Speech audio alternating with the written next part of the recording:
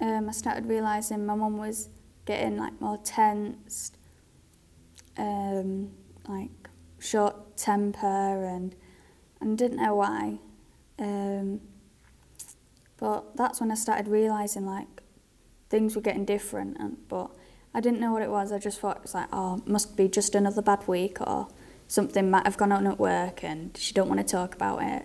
So I thought that I just put it down to that, but I didn't know anything.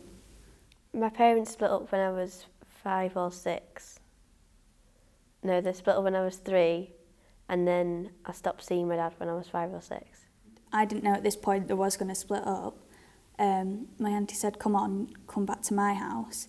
And then I had to find out 2 days later from my mum when she texted me when she was in the home saying, I won't be coming back home because your dad doesn't want me anymore. He kind of, when he said that he was not going to stop seeing us, I was on the phone to him, and it was the day that he would have come to pick us up usually, and I started off by saying, oh, you're coming in an hour, aren't you?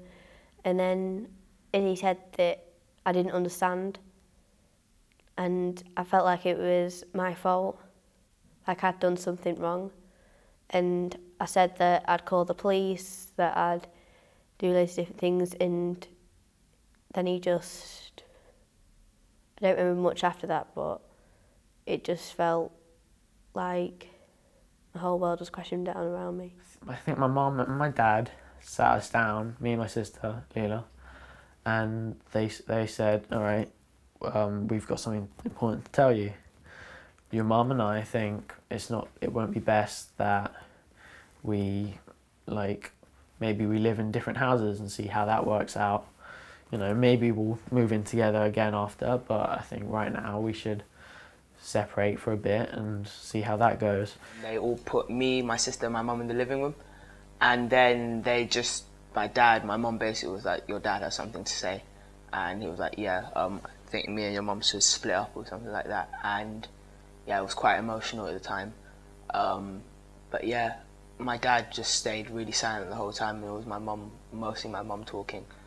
And yeah, and then he packed his bags and then went to travelling for that night, because he'd had like a business venture set up that he wanted to go and continue in Central Africa. I sort of remember a patch when they were getting together and sort of separating again, and you know, I don't know, they never really wanted to say we're broken up now or we're sort of together, because you don't know how long it's going to last.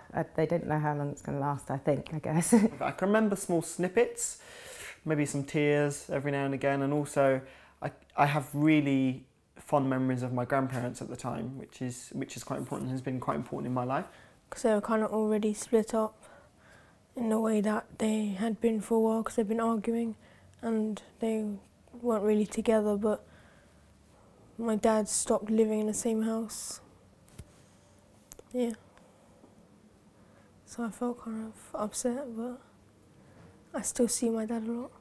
I guess it was like quite shocking at the time, but I'd felt the build-up from the beginning, and I knew it was going to happen at some point.